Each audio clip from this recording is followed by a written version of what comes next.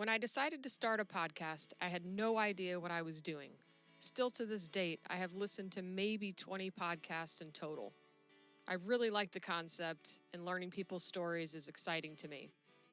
When I pitched the idea to my buddy Erin, she was all in to help me and be my first guest. So we plugged in the mics, fired up the video camera, and away we went into our goofy, almost sibling-like cadence of conversation. Although it was my first podcast, when it ended, I felt like I was meant to do this. It was very natural, and I couldn't wait to hear how it sounded. We covered some meaty topics, and I was proud of Erin for opening up. She was raw and brave and talked about some misconceptions around the music business. Well, there's a reason why people practice. Actually, many reasons. Let's just say we had our share of technical challenges, ranging from mic bleed to the video camera not picking up the audio, along with some teachable moments as an interviewer. My crew and I listened and cringed at what we had produced. All of us are guilty of perfectionism, and none of us wanted to release this to the world. We decided to keep it between us. My team and I started researching the tech stuff, and we were able to resolve most everything over the following week, and so we were ready for round 2. Tyler Hall and I sat down to do our second podcast about a week after podcast number 1.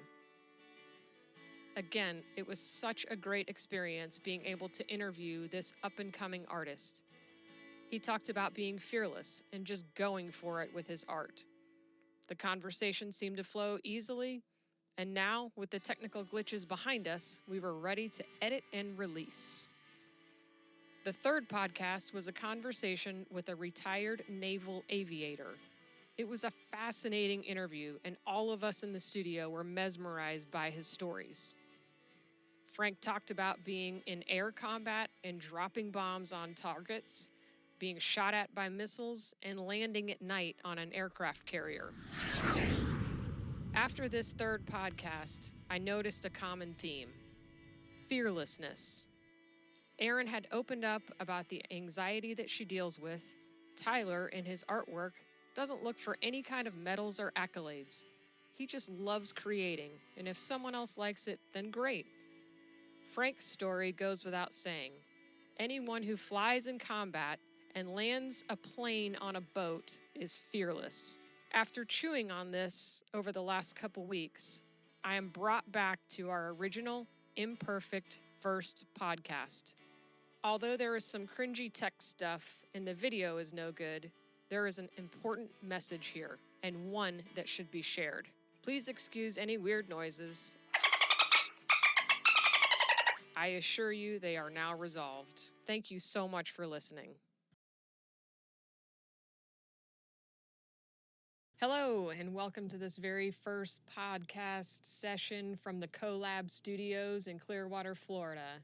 I'm Christina Baker, the Executive Director, and this is also my first podcast. I have no clue what I'm doing, so let's get started. Today we are interviewing my friend and bandmate, Erin Boone. Here is her story. For the last 10 years, Erin Boone has been a professional musician in the Tampa Bay area. She has organically grown her audience with her soulful voice and her eclectic set lists ranging from Johnny Cash to TLC. Getting her start in gospel music, the church provided a vital practicing ground for Erin to hone her performance skills.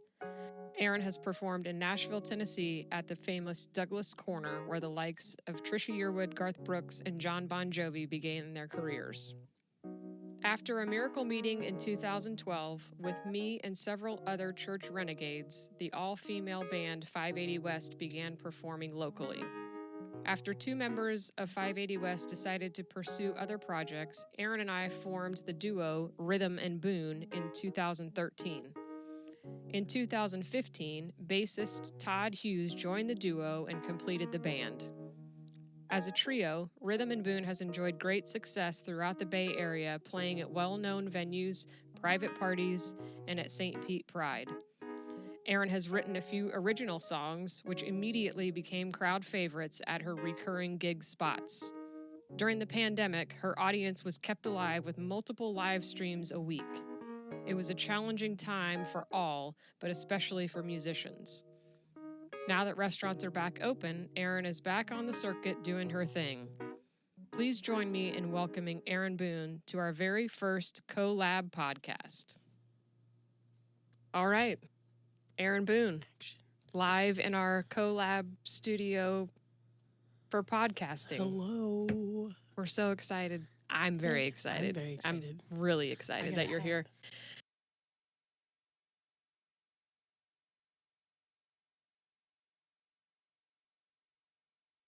This new exciting studio space. We're all pumped about. Yeah.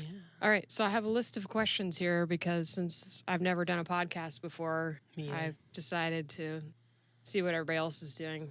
Yeah. So, Erin, when did your love of music begin?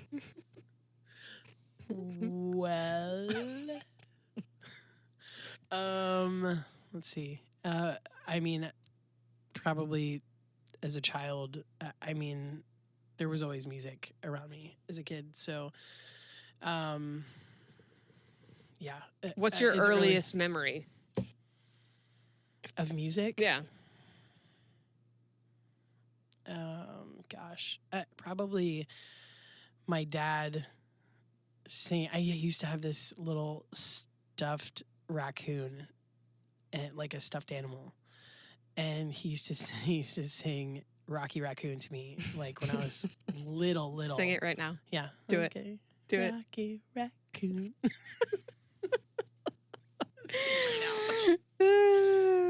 Yeah, he used to sing that to me when I was little. So your dad was a pretty major influence. Absolutely, both my parents really. Yeah. I mean, yeah. Were they performers or just like at home or? Yeah, 100%. Well, I mean, both. But before I was born, they played in a band together, and then, just all growing. I mean, my grandfather on my dad's side played banjo. My grandmother on my mom's side played piano. Just a lot of music in both families. So in the blood. Both, yeah, for sure. Cool. When did you first know that you wanted to become a full-time musician? I'd say this is a tricky question because I used to work here. No, I think it was honestly. May I remind you that you're under oath? I'm gonna plead the fifth. No, I think it was a couple of years before really leaving my full-time job that I decided that I wanted to. It just for me made the most sense to kind of do it gradually and kind of ease my hours down at my full-time job and ramp them up at playing gigs and doing music. So I mean, it was the way I remember it, it was a pretty easy transition.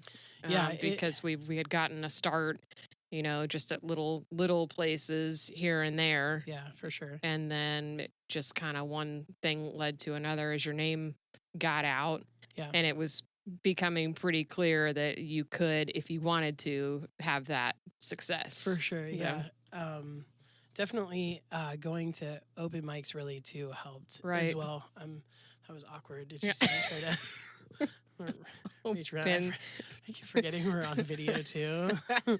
I'm like, it's not just your voice. No. They can see every movement. Does this make me look weird? No, but yeah. I mean, it just going to open mics kind of helped me not just to get my name out there and for people to hear me, but also help me to meet other musicians in the area that were either wanting to do the same thing or were doing the same thing and kind of, bounce ideas off of one another. And there's no right way to do really anything in that. I mean, everybody has their different, way that they want to set up, their different equipment that they love, whatever. But I remember you joining a bunch of like online local musician groups too, and I remember you getting a lot of really good information from those, and just if somebody's calling out sick and picking out gigs here and there too, 100%. That kind of boosted you along. Yeah, for sure. Which I thought was a really cool It still does. I'm still in a few different groups on Facebook, and it's nice to kind of have a network of musicians when you're not feeling the best, or even if, whatever, something comes up, it's, somebody's in town and you didn't know they were going to be here. Right. And, hey, can you, pick up this, I got this gig available from whatever to whatever, right. You just kind of throw it out there to like a network of people, and somebody typically responds and is usually able to pick stuff up. So right. So cool. After being in now, close to 10 years really of gigging now that it's your full-time job, what keeps you motivated? What keeps you, getting out of bed every day? Because I would think, being that flexible, it would be a slippery slope to kind of like, just gonna sleep in today, and days, no bosses over you. I mean, some days it definitely is. I definitely have those days where like, it's just like, oh, that's not gonna happen today or whatever. Right. But I feel like it's kind of cool because there's always new music that's coming out, right? So I mean, you hear something on the radio and you're like, oh man, that's a really cool song. Like, right. I really want to like kind of create my own version of that, or I want to see what I can do with that song. Yeah. And that's, I think, part of what is great about my job. The other part of it, like you said, having a different schedule like that, having a more flexible schedule, right. is one of the other things that I love about my job, especially having my parents just moved to St. Pete, so having them close.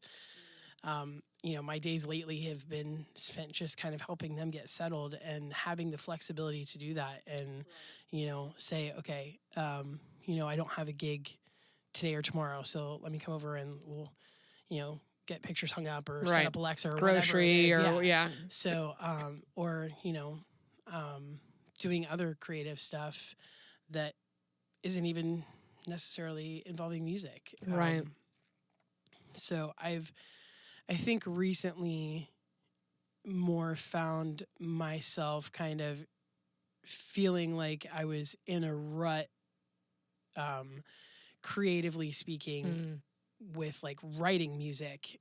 So for me, kind of the best way right now to even try and get myself out of that rut is just trying to let my creativity flow in whatever way that is, whether it's through music or whether it's, I don't know, sitting down and painting something or refinishing something, or whatever. The creativity is limitless. You can be creative with anything, really. Well, I think that's one of the things that I enjoyed most really about being in the band is, we're not, yes, we're playing cover songs, but we're not playing them how the typical so we're putting that creative spin on it, and it's not just, we're going to change this key to fit my voice, we're going to change up the rhythm, we're going to add this or delete that, or whatever. It's just like it put our own kind of vibe on it, and that was the most fun part is we would try these songs, and most of the time it worked. Sometimes it didn't, and we trashed a few, but that was really few and far between. Agreed. So what I was thinking is, to break up the monotony of this podcast, is maybe you could play a little song and show our listeners and viewers, kind of that spin that we would put on a cover song. Yeah.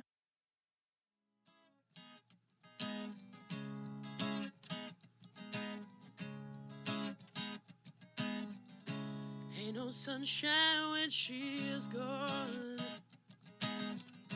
It's not warm when she's away. Ain't no sunshine when she's gone. She's always gone too long. anytime she goes away. I wonder this time where she's gone. Wonder if she's gonna stay. Ain't no sunshine when she's gone. In this house just ain't no home. Anytime she goes away. I know, I know, I know, I know, I know, I know, I know, I know, I know, I know, I know, I know, I know, I know, I know. I wanna leave the young thing alone. Ain't no sunshine when she is gone. The darkness every day. Ain't no sunshine when she's gone. She's always gone too long. Anytime she goes away. I wonder this time where she's gone. Wonder if she's gonna stay. Ain't no sunshine when she's gone. And this house just ain't no home. Anytime she goes away. And I know, I know, I know, I know, I know, I know, I know, I know, I know, I know, I know, I know, I know, I know, I know. I wanna leave the young thing alone. Ain't no sunshine when she is gone. The darkness every day. Ain't no sunshine when she's gone. She's always gone too long. Anytime she goes away. Anytime she goes away. Anytime she goes away.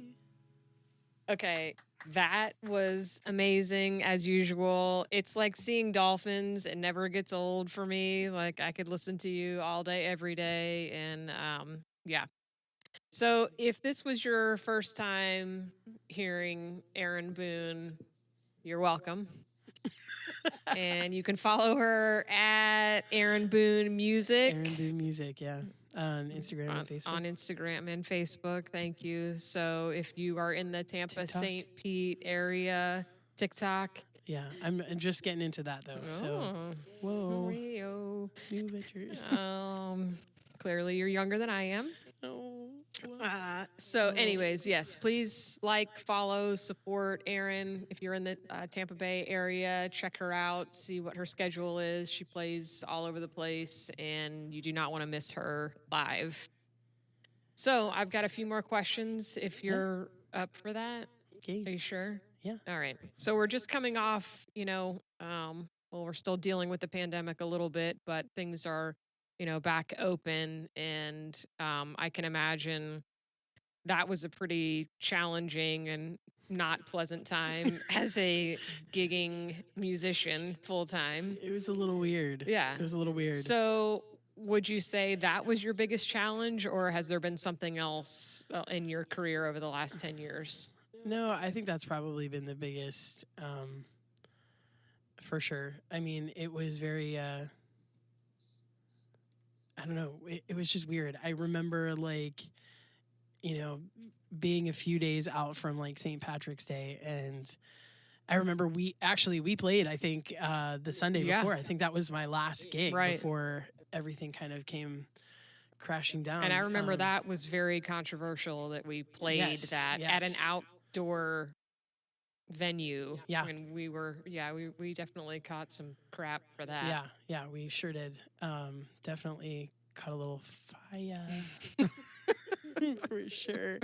But yeah, it was very bizarre. I remember I mean, we played that and I was thinking, okay, like everything's gonna be all right. Like, and then the next day I just remember like phone call after phone call or text, it was like the whole day just seemingly like everything kind of rolled in, like one right after another. It was like of cancels. Yes. Yeah. Like managers or venue owners calling me, hey, we're shut down, hey, blah blah blah.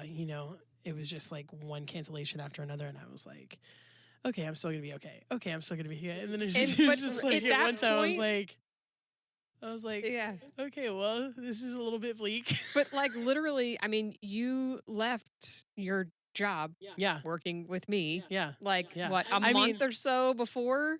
It Or wasn't like even. It wasn't even. It was like that. I mean, it was right around the same time. I think that everything went down because Right. I was already, we already had my exit right like on the calendar planned from like January. months. Yeah.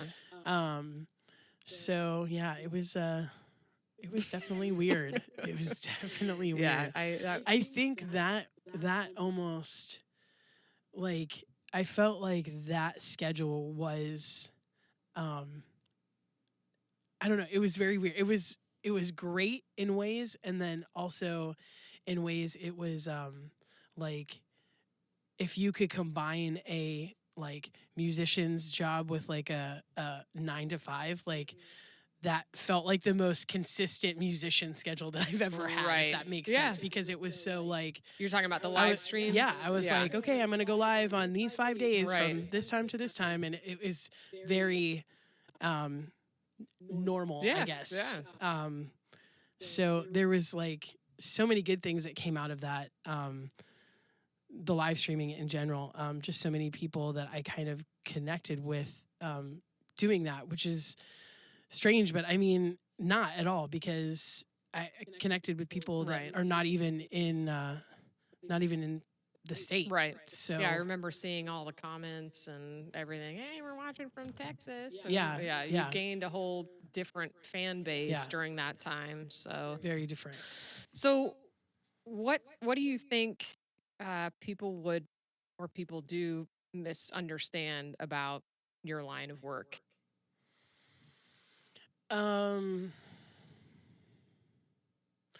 I think I definitely think that people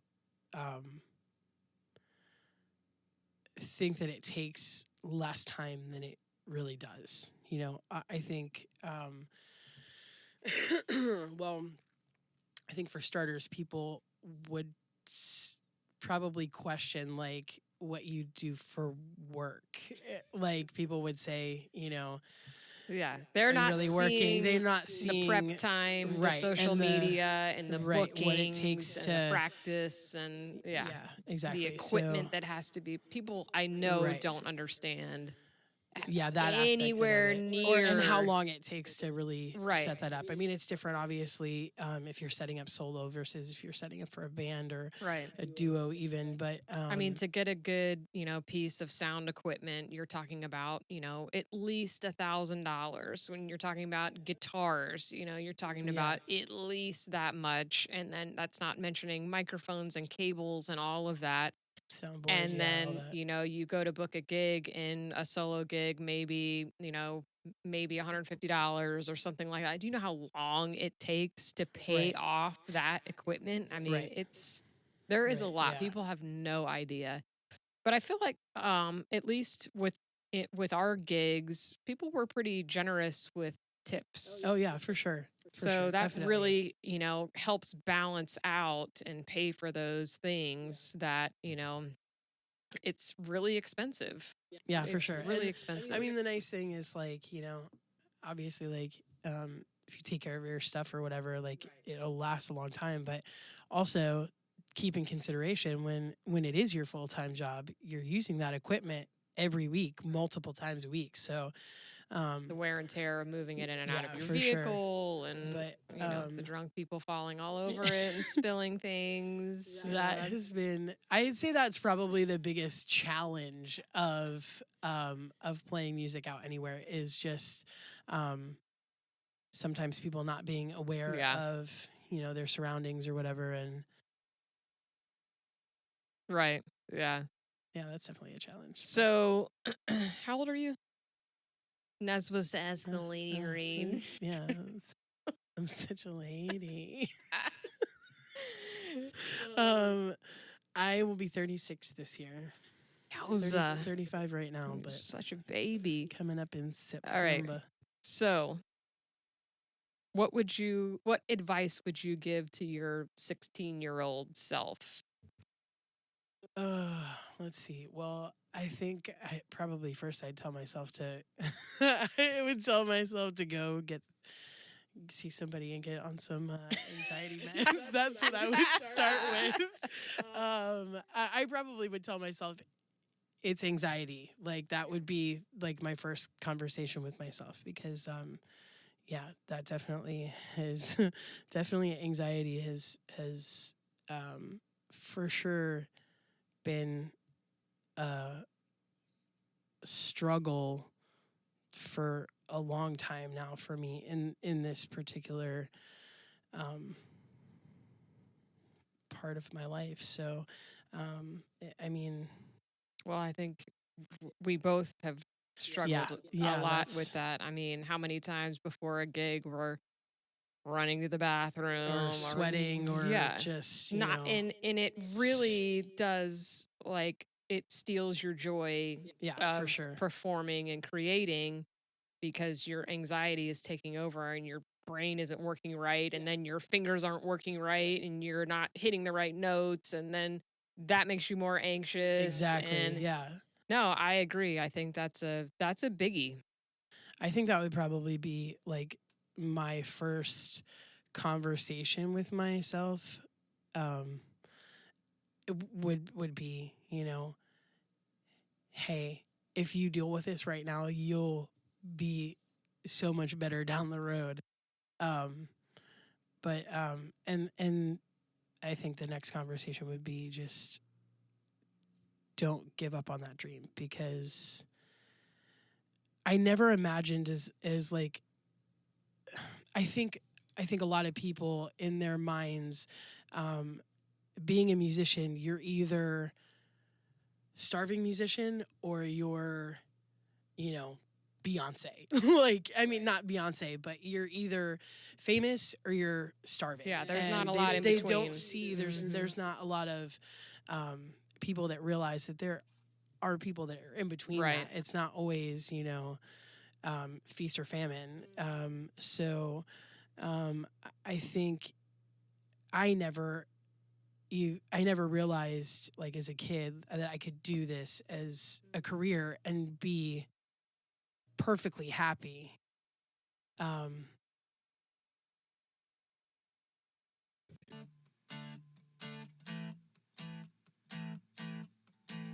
She went out in the cold black night, searching for herself.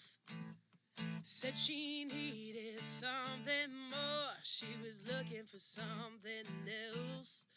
With a fire in her eyes, man, it's no surprise she was gone, gone, gone. She's a restless gypsy with a heart of gold. She needed someone to love her and someone to hold. She made up her mind, couldn't be told what to do.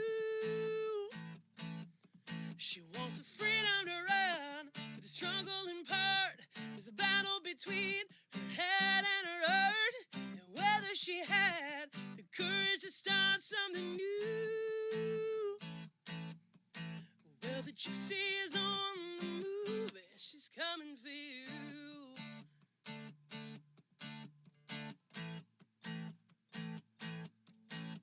She climbed up in that pickup truck, slammed and locked the door. No second guessing or turning back, she put the pedal to the floor. With a wide-eyed stare and the wind in her hair, she was gone, gone, gone. She's a restless gypsy with a heart of gold. She needed someone to love her and someone to hold. She made up her mind, couldn't be told what to do.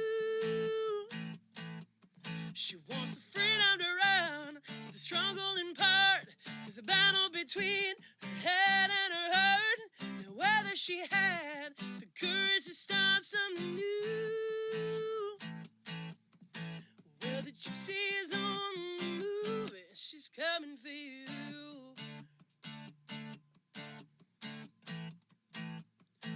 Yeah, she's coming for you. Hey, yeah.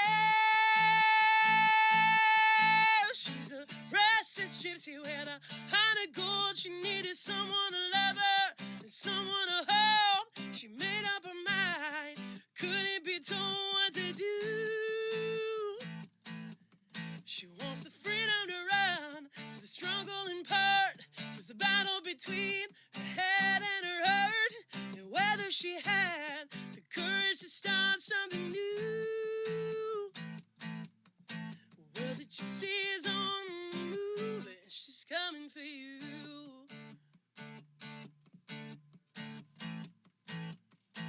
Yeah, she's coming for you. Hey, hey, she's coming for you. I remember the first time when people were singing it back to you, and I mean, I was like permagrin on the drums, like, hey, you know, this is insane. Yeah, for sure. Well, I can't thank you enough again for being here. I mean, what a better first guest at our first podcast. I honestly can't think of anybody that I would want more to be here. So last thing is, for all of our tens of listeners out there, how can they, what's the best way that they can connect with you? Like, what are you most active on? Okay, so we'll post all your stuff up there in post-production, and so people will reach out, and hopefully you'll garnish, several, 5 or 10 new fans out of it. And also be sure to follow the collab, because this is the first of, hopefully many interesting stories with musicians and artists and community leaders that we will have in the studio. And again, thank you to our listeners and watchers. We really appreciate you, and we will see you for podcast number 2.